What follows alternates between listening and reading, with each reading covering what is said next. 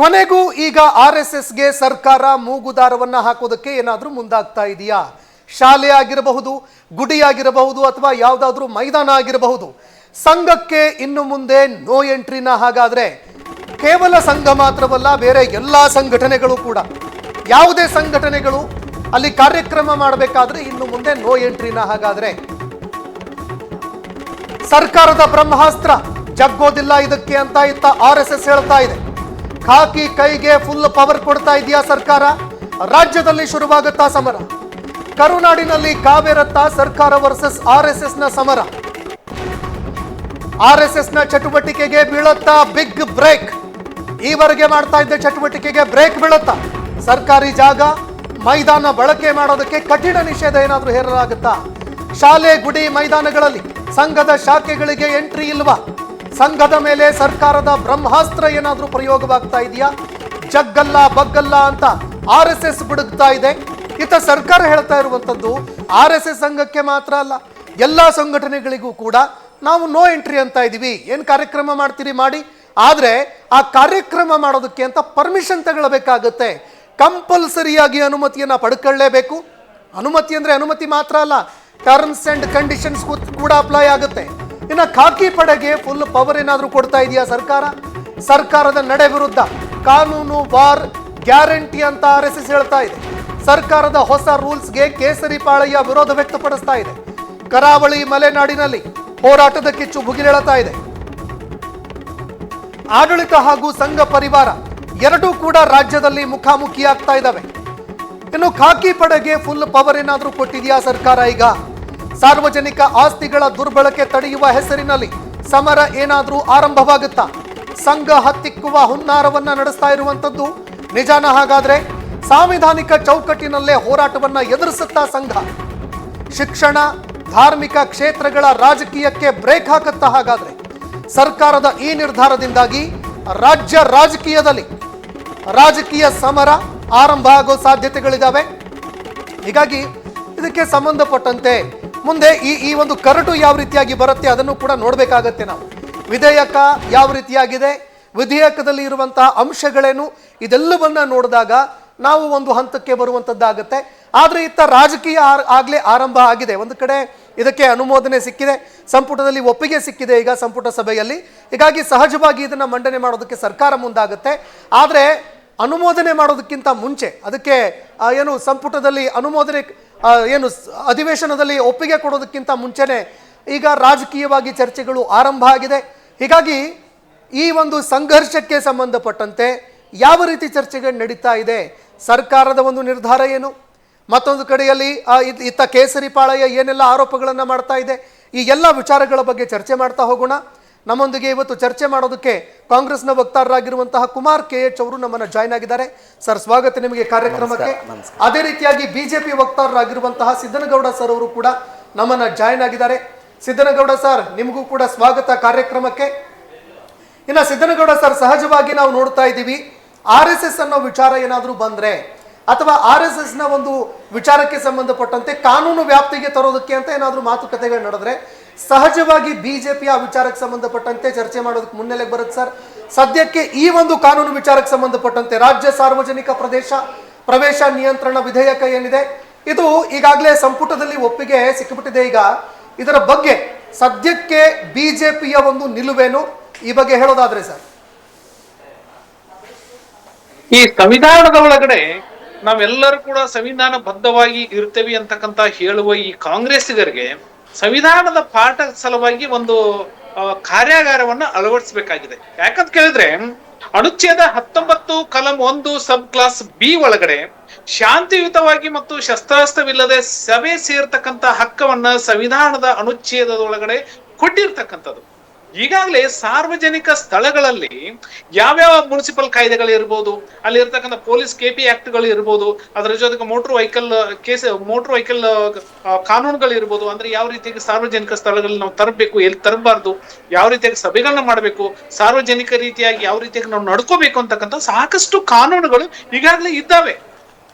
ಅದರ ಜೊತೆಗೆ ಇದೇನು ಒಂದು ರೀತಿಯಾಗಿರ್ತಕ್ಕಂತಹ ಬಾಯದ ಹಪಪಿ ಒಳಗಡೆ ಈ ವ್ಯವಸ್ಥೆ ಒಳಗಡೆ ಮಾಡ್ತಕ್ಕಂಥದ್ದು ಮತ್ತು ತಮ್ಮ ಒಳಗಡೆ ಇರ್ತಕ್ಕಂಥ ಏನು ದೋಷಗಳಿದ್ದಾವೋ ಆ ದೋಷಗಳನ್ನೆಲ್ಲ ಕೂಡ ಮರೆಮಾಚಲಿಕ್ಕೆ ಈ ರೀತಿಯಾಗಿರ್ತಕ್ಕಂಥ ಗದ್ದಲವನ್ನ ಈ ರಾಜ್ಯಸಭೆ ಒಳಗಡೆ ಅಂದ್ರೆ ಯಾವ ರೀತಿಯಾಗಿರ್ತಕ್ಕಂಥ ಈ ವಿಧಾನಸಭೆ ಮತ್ತು ವಿಧಾನ ಪರಿಷತ್ನೊಳಗಡೆ ಗಲಭೆಗಳನ್ನ ಮಾಡ್ತಕ್ಕಂಥ ವ್ಯವಸ್ಥೆ ಒಳಗಡೆ ಈ ಸರ್ಕಾರ ಮಾಡ್ತಾ ಇದೆ ಮತ್ತು ತಮ್ಮ ತಪ್ಪುಗಳು ಏನಿದಾವೆ ಅಂದ್ರೆ ಈ ಪಾಪರ್ ಸರ್ಕಾರ ಯಾವ ಸರ್ಕಾರ ಅನ್ನಿಸ್ಲಿಕ್ಕೆ ಹಣ ಇಲ್ಲ ಅವ್ರವ್ರ ನಡುವೆ ಹೊಂದಾಣಿಕೆ ಅಂತಕ್ಕಂಥದ್ದಿಲ್ಲ ಜನತೆಗೆ ಸಮಾಧಾನ ಮಾಡ್ಲಿಕ್ಕೆ ಪರಿಹಾರ ಕೊಡ್ಲಿಕ್ಕೆ ಯಾವುದೇ ರೀತಿಯಾಗಿರ್ತಕ್ಕಂಥ ವ್ಯವಸ್ಥೆಗಳಿಲ್ಲ ಇವತ್ತು ಅಧಿವೇಶನ ನಡೆದ್ರೆ ಶಾಸಕರು ಬರ್ತಾ ಇಲ್ಲ ಗುಂಪುಗಾರಿಕೆ ಇವುಗಳನ್ನೆಲ್ಲ ಮರೆಮಾಚಲಿಕ್ಕೆ ಯಾವ್ದಾದ್ರು ಒಂದನ್ನ ತೆಗೆದುಕೊಂಡು ಈ ಸಾರ್ವಜನಿಕರ ಈ ತಲೆ ಒಳಗಡೆ ಬಿಡ್ತಕ್ಕಂಥ ಗುಂಪುಗಳನ್ನ ಬಿಡ್ತಕ್ಕಂಥದ್ದು ಇದೆ.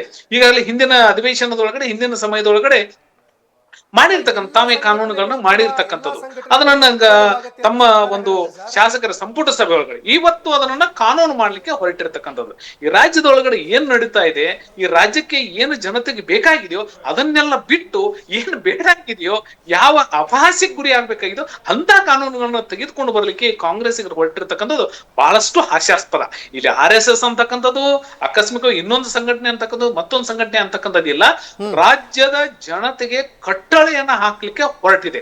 ಇದು ತೊಗಲಿಕ್ ಒಂದು ದರ್ಬಾರವನ್ನು ನಡೆಸ್ಲಿಕ್ಕೆ ಹೊರಟಿದೆ. ಇದು ಬಹಳ ದಿವಸ ನಡೆಯೋದಿಲ್ಲ. ಹೀಗಾಗಿ ಇಂಥ ವ್ಯವಸ್ಥೆಗಳನ್ನ ಮಾಡ್ತಾ ಇದೆ. ಒಂದ್ ನಿಮಿಷ DK ಶಿವಕುಮಾರ್ ಮತ್ತು ಸಿದ್ದರಾಮಯ್ಯ ನಡುವೆ ಆ ವೈಮನಸ್ಸು ಏನಿದೆಯಲ್ಲ, ಅವರು ಪರದೆ ಹಿಂದ್ಗಡೆ ಕುಳಿತಿರ್ತಕ್ಕಂಥ ಸಿದ್ದರಾಮಯ್ಯನವರು ಸುಮ್ನೆ ಕುಳಿತಿಲ್ಲ. ಅವರು ಒಂದೊಂದೇ ಬಾಲ್ಗಳನ್ನ ಗುಗ್ಲಿ ಒಗಿಲಿಕ್ಕೆ ಪ್ರಾರಂಭ ಮಾಡಿದ್ದಾರೆ. DK ಶಿವಕುಮಾರ್ ಅವರಿಗೆ ಯಾವ ರೀತಿ ಕಾಂಟ್ರವರ್ಸಿ ಮಾಡ್ಬೇಕು ಈ ಸರ್ಕಾರವನ್ನ, ಯಾವ ರೀತಿಯಾಗಿ DK ಶಿವಕುಮಾರ್ ಅವರನ್ನ ಗದ್ದಲದಲ್ಲಿ ಕೆಡಬೇಕು, DK ಶಿವಕುಮಾರ್ನ ಯಾವ ರೀತಿಯಾಗಿ ಕಟ್ಟಿ ಹಾಕ್ಬೇಕು, ಇಂಥ ವಿಚಾರಗಳನ್ನ ಒಬ್ಬೊಬ್ಬರು ಸಚಿವರಿಂದ ಮಾಡ್ಲಿಕ್ಕೆ ಪ್ರಯತ್ನ ಮಾಡ್ತಾರೆ. ಅವಾಗ ಅವಶ್ಯವಾಗಿ ಒಪ್ಕೊಳ್ಬೇಕಾಗತ್ತೆ, ಮನಸ್ಸು ಇಲ್ಲದೆ ಇದ್ರು ಕೂಡ ಒಪ್ಕೊಳ್ಬೇಕಾಗತ್ತೆ. ಇಂಥ ಒಂದು ವ್ಯವಸ್ಥೆ ನೋಡ್ರಿ, ಈಗ ರಾಜ್ಯದ ಪರವಾಗಿ ಇರ್ತಕ್ಕಂಥದ್ದು ಅದು ಗುಟ್ಕಾ ನಿಷೇಧ ಅಂತಕ್ಕಂಥದ್ದು ಒಂದು ಕಾಯ್ದೆಯನ್ನ ಮೊನ್ನೆ ತೆಗೆದುಕೊಂಡು ಬರ್ತಕ್ಕ ಒಂದು ಆದೇಶವನ್ನ ಮಾಡಿದ್ರು. ಅದ್ರೊಳಗೆ ಯಾವ್ದು ಕ್ಲಾರಿಫಿಕೇಶನ್ ಇಲ್ಲ. ಗುಟ್ಕಾ ನಿಷೇಧ ಅಂದ್ರೆ ಸಂಪೂರ್ಣವಾಗಿ ಗುಟ್ಕಾಗಳನ್ನ ಅದೇನು ಅಡಿಕೆ ಬೆಳೆಗಳಲ್ಲಿ ಬರ್ತಕ್ಕಂಥ ನಿಷೇಧ ಮಾಡ್ತಿರೋ, ಪಾನವನ್ನ ನಿಷೇಧ ಮಾಡ್ತಿರೋ, ನಿಕೋಟಿನ್ ಅನ್ನ ನಿಷೇಧ ಮಾಡ್ತಿರೋ, ಏನು ಮೈಸೂರಲ್ಲಿ ಮಹಾರಾಷ್ಟ್ರದ ಪೊಲೀಸರು ಬಂದು ಏನು ಡ್ರಗ್ಸ್ ಅನ್ನ ಕೋಟ್ಯಾಂತರ ರೂಪಾಯಿ ಡ್ರಗ್ಸ್ ಗಳನ್ನ ಏನ್ ಕಲೆಕ್ಟ್ ಮಾಡಿದ್ರು ಅದನ್ನ ನಿಷೇಧ ಮಾಡ್ತಾರೆ, ಯಾವ್ದು ಕೂಡ ಇಲ್ಲ. ಅಂದ್ರೆ ರೈತರ ನಡುವೆ ಇರ್ತಕ್ಕಂಥ ಒಂದು ಸಮಸ್ಯೆಯನ್ನು ಉದ್ಭವ ಮಾಡ್ತಕ್ಕಂಥದ್ದು. ಅಲ್ಲಿ ಪೇಮೆಂಟ್ ಆಯ್ತು, ಇವತ್ತು ಒಂದು ಆದೇಶವನ್ನು ಮಾಡ್ತಾರೆ, ಇಲ್ಲ ಬರುವ ದಿವಸ ಕೆಲವೇ ದಿನಗಳಲ್ಲಿ ಅದನ್ನ ಆದೇಶವನ್ನ ಹಿಂಪಡಲಿಕ್ಕೆ ನಾನು ಸಂಪೂರ್ಣವಾಗಿರ್ತಕ್ಕಂಥ ಅಧಿಕಾರವನ್ನು ಕೊಡ್ತೀನಿ ಅಂದ್ರೆ ಹಿಂದೊಂದ್ ದಿವಸ ಆದೇಶ ಮಾಡೋದು, 2 ದಿವಸ ತಡೆಯೋದು. ಆ ಗುಡ್ಕಾ ಕಂಪ್ನಿಗಳು ಏನ್ ಸುಟ್ ಕೇಸ್ ಕೊಡ್ತಾರೋ, ಏನ್ ಬ್ಯಾಗ್ ಕೊಟ್ಟು ಕಳಿಸ್ತಾರೋ ಅದು ಯಾವ್ದು ಗೊತ್ತಿಲ್ಲ. ಅದು ಬಂತು ಅಂತಂದ್ರೆ ಆಯ್ತು, ಆದೇಶ ಅದು ವಾಪಸ್. ಅದು ಜನಪರ ಇದೆಯೋ ಇಲ್ಲೋ, ಈ ರೀತಿಯಾಗಿರ್ತಕ್ಕಂಥ ರಾಜ್ಯದ ಜನರನ್ನ ಯಾವ ರೀತಿಯಾಗಿ ಅವರು ಡೈವರ್ಟ್ ಮಾಡ್ತಾ ಇದ್ದಾರೆ ಅಂತಕ್ಕಂಥದನ್ನ ಇವೆಲ್ಲ ಅಜಾನ್ ನಿಷೇಧ ಆಗ್ಬೇಕಾ ಬೇಡವಾ ಸರ್? ಅಜಾನ್ ನಿಷೇಧ ಅಂತ ಅಜಾನ್ ನಿಷೇಧ ಮಾಡಿದ್ರಿ ಸರ್, ಅಜಾನ್ ಇಂದ ಜನರಿಗೆ ಸಮಸ್ಯೆ ಆಗ್ತಾ ಇದೆ ಸರ್. ಒಂದ್ಸಲ ರಿಪೀಟ್ ಮಾಡಿ ನನಗೆ ಅದು ಅಜಾನ್ ವಿಚಾರ ಸರ್. ಅಜಾನ್ ಮೈಕ್ ಏನಿದೆ ಸರ್, ಆ ಮೈಕ್ ಹಾಕೋದ್ರಿಂದ ಸಾರ್ವಜನಿಕರಿಗೆ ತೊಂದರೆ ಆಗುತ್ತೆ ಅಂದ್ಮೇಲೆ ಸಾರ್ವಜನಿಕ ಒಂದು ಸ್ಥಳಗಳಲ್ಲಿ ಕಾರ್ಯಕ್ರಮ ಯಾಕಾಗಿ ಸರ್? ಅಲ್ಲ, ನೀವು ಈ ಕಾಂಗ್ರೆಸ್ ಸರ್ಕಾರಕ್ಕೆ ಅಧಿಕಾರ ಇದೆ ಅಂದ್ರೆ ಉತ್ತರ ಪ್ರದೇಶದೊಳಗಡೆ ಇರ್ತಕ್ಕಂಥದ್ದು ಬ್ಯಾನ್ ಮಾಡಿರ್ತಕ್ಕಂಥದ್ದು. ಪಾಪ ಇವತ್ತು ಮಸೀದಿ ಬಾಜು ಒಳಗಡೆ ಇರ್ತಕ್ಕಂಥ ಹೃದ್ರೋಗ ರೋಗಿಗಳು ಸ್ವಂತ ಮನೆ ಇದ್ರು ಕೂಡ ಬೇರೆ ಕಡೆ ಹೋಗಿ ಮನೆಗಳು ಮಾಡ್ಕೊಳ್ಳುವಂತ ಪರಿಸ್ಥಿತಿ ಕರ್ನಾಟಕದಲ್ಲಿ ಇದೆ. ಅಚಾನಕ್ ಮತ್ತು ಸಾರ್ವಜನಿಕವಾಗಿ ಇವ್ರು ಏನ್ ತೆಗೆದುಕೊಂಡು ಬರ್ತಾ ಇದ್ದಾರಲ್ಲ, 10 ಜನಕ್ಕಿಂತ ಮೀರಿ ಏನಾದ್ರು ಮಾಡಿದ್ರೆ ಯಾವ ರೀತಿಯಾಗಿರೋ ಸಮಸ್ಯೆನ ಹುಟ್ಟಾಕ್ತಾರೆ. ಒಂದೇ ಅಂಶಗಳನ್ನ ನಿಮ್ಗೆ ಹೇಳ್ತೀನಿ. ಈ RSS ಬಿಟ್ಬಿಡಿ, RSS ಚರ್ಚೆಗೆ ಬೇಡ. 10 ಜನರ ಇರ್ತಕ್ಕಂತ ಒಂದು ಯೋಗ ಅಭ್ಯಾಸ ಮಾಡ್ತಕ್ಕಂತ ಒಂದು ಜನರ ಗುಂಪು ಇವ್ರ ಪರ್ಮಿಷನ್ ತೆಗೆದುಕೊಂಡು ದಿನ ಯೋಗ ಮಾಡ್ಬೇಕಾ? ಇವತ್ತು ವೃದ್ಧಾಪರ ಇರ್ತಕ್ಕಂತ ನಿವೃತ್ತ ನೌಕರದಾರ ಸಂಘಗಳಿದ್ದಾವೆ, ಅವ್ರೆಲ್ಲ ರಿಜಿಸ್ಟ್ರೇಷನ್ ಇಲ್ಲ. ತಾವು ಎಲ್ಲೋ ಒಂದು ಹವ್ಯಾಸಿ ಕಲಾವಿದರಿದ್ದಾರೆ, ಎಲ್ಲರೂ ಕೂಡ ಬೆಳಗಿನ ಜಾವದೊಳಗಡೆ ಕೂಡ್ತಕ್ಕಂಥದ್ದು, ಎಲ್ಲಿ ಸ್ಥಳಗಳಿದ್ದಾವೋ ಸಾರ್ವಜನಿಕವಾಗಿರ್ತಕ್ಕಂಥದ್ದು ಅಲ್ಲಿ ಕುಳಿತುಕೊಂಡು ಹಾಸ್ಯ ಚಟಗಳನ್ನ ಮಾಡ್ತಕ್ಕಂಥದ್ದು ಇರ್ಬೋದು, ಅವ್ರ ಉಪಹಾರ ಸೇವಿಸ್ತಕ್ಕಂಥದ್ದು ಇರ್ಬೋದು, ಒಂದು ಸಹೇಲಿ ರೀತಿ ಒಳಗಡೆ ಕೂಡ್ತಕ್ಕಂಥದ್ದು ಇರ್ಬೋದು. ಅದ್ರ 15-20 ಜನ ಇರ್ಬೋದು, 100 ಜನ ಇರ್ಬೋದು. ಅವ್ರಿಗೆಲ್ಲ ಇವ್ರು ರಿಜಿಸ್ಟ್ರೇಷನ್ ಮಾಡಿ ದಿನಂಪ್ರತಿ ಪರ್ಮಿಷನ್ ತೆಗೆದುಕೊಳ್ಬೇಕಾ? ಇವ್ರ ಯಾವ್ದು ಇದೇನು ಈ ಸರ್ಕಾರದ ಒಳಗಡೆ ಇರತಕ್ಕಂಥ ಸರ್ಕಾರಿ ಸಾರ್ವಜನಿಕ ಆಸ್ತಿ ಅಂತಕ್ಕಂಥದ್ದು ಈ MLA ಗಳಿಗೆ MP ಅಂದ್ರೆ ಈ ಇರ್ತಕ್ಕಂತಹ ಸಚಿವರು ಸಾರ್ವಜನಿಕ ವಲಯದಲ್ಲಿ ನಮಾಜ್ ಮಾಡೋದಕ್ಕೆ ಪರ್ಮಿಷನ್ ಇರ್ಬೇಕಾ ಬೇಡವಾ ಸರ್? ಶಾಂತಿಯುತವಾಗಿ ಸರ್ ಹೇಳಿ, ನಮಾಜ್ ಮಾಡೋದಕ್ಕೆ ಪರ್ಮಿಷನ್ ಇರ್ಬೇಕಾ ಬೇಡವಾ ಸರ್? ಅಲ್ಲ ಯೋಗಕ್ಕೆ- ನಮಾಜ್ ನೋಡ್ರಿ ನಾನ್ ಹೇಳ್ತಾ ಇರೋದು ನಮಾಜಕ್ಕೂ ಇವ್ರು ತೆಗೆದುಕೊಂಡು ಬರ್ತಕ್ಕಂತ ಕಾಯ್ದೆಗಳಿಗೂ ಕೂಡ ಬಹಳಷ್ಟು ವ್ಯತ್ಯಾಸ ಇದೆ. ಅದು ನಮಾಜ್ ಒಂದು ಕಾರ್ಯಕ್ರಮನೇ ಮಾಡ್ಬೇಕಂತಂದ್ರೆ ಅಲ್ಲ ಸರ್? ರಸ್ತೆಯನ್ನ ಬ್ಲಾಕ್ ಮಾಡಿಕೊಂಡು ನೂರಾರು ಸಾವಿರಾರು ಜನ ಕೂಡ್ಕೊಂಡು ಸಾರ್ವಜನಿಕರಿಗೆ ಆಸ್ತಿ ಪಾಸ್ತಿಗಳಿಗೆ ಹಾನಿ ಮಾಡ್ತಕ್ಕಂಥದ್ದು, ಸಾರ್ವಜನಿಕ ಸಂಚಾರಕ್ಕೆ ಹಾನಿ ಮಾಡ್ತಕ್ಕಂಥದಕ್ಕೆ ನಿಜವಾಗ್ಲೂ ಕೂಡ ಕಟ್ಟಳೆಗಳು ಬೇಕು. ಅದು ನಮಾಜ್ ಮಾಡೋದಷ್ಟೇ ಅಂತಲ್ಲ, ಯಾವುದೇ ವ್ಯವಸ್ಥೆಗಳಿಗೂ ಕೂಡ ಇರ್ಬೋದು. ಇವತ್ತು ರಸ್ತೆಗಳಲ್ಲಿ ಅಚಾನಕ್ಕಾಗಿ ಬಂದು ಮಾಡ್ತಕ್ಕಂಥ ವ್ಯವಸ್ಥೆಗಳು ಏನಿದ್ದಾವೋ ಅವುಗಳ ಪೂರ್ವ ನಿಯೋಜತೆ ಇಲ್ಲದಕ್ಕೂ ಬೇಕೇ ಬೇಕು. ಅದಕ್ಕೆ ನಮ್ದು ಯಾವುದೇ ರೀತಿಯಾಗಿರ್ತಕ್ಕಂಥ ಅಭ್ಯಂತರ ಇಲ್ಲ.